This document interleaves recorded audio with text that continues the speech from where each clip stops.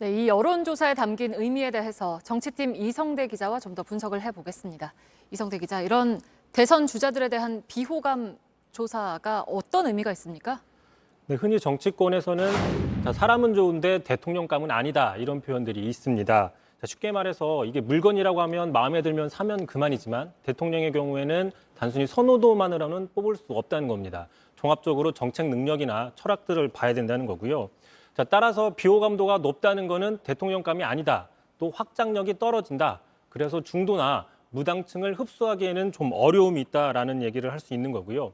그래서 여론조사 전문가들도 지지도를 조사하는 것과 동시에 비호감도를 같이 조사하는 게 대선 주자에 대한 민심을 더 정확히 파악하는 거라고 보고 있습니다. 네, 이 비호감도 조사에서 윤석열 전 총장 그리고 추미애 전 법무장관이 오차 범위 안에서 우위를 차지했다고 하는 건 그 길었던 추운 갈등의 여파로 보이는데 그 선호도가 1위로 나온 윤석열 총장에게는 그만큼 부담이 될 수도 있다는 얘기인 거죠?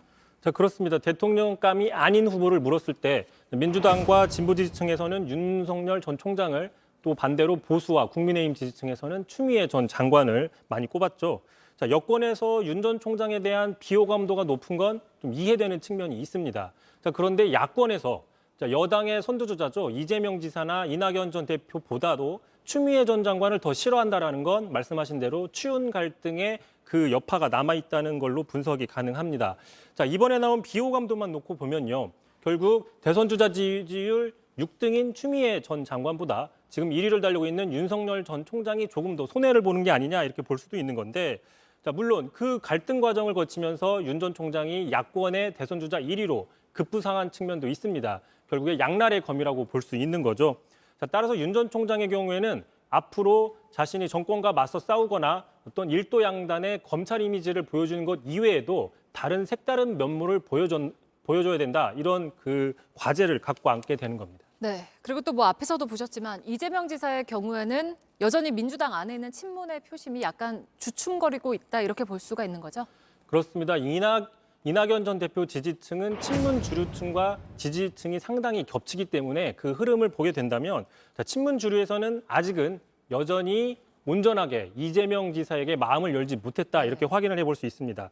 이번 저희 조사의 경우에 이재명 지사가 만약에 민주당의 최종 후보로 확정이 됐다고 가정하고 윤 전 총장과의 양자 대결을 했을 경우 친문 주류층의 지지도 흐름을 좀 봤습니다. 그랬더니 보시는 것처럼 지지도가 12.1%포인트가 떨어져 나갔습니다.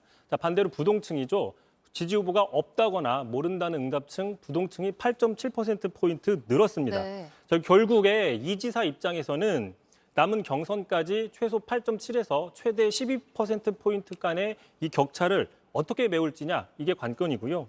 게다가 친문 주류층에서는 이낙연 전 대표 이외에도 제3후보 또는 우리 후보를 띄우자 이런 목소리가 여전히 있는 만큼 얼마나 빨리 이재명 지사가 이 갭을 메우는지도 앞으로 주목해서 봐야 될 대목입니다. 네, 알겠습니다. 잘 들었습니다. 정치팀의 이성대 기자였습니다.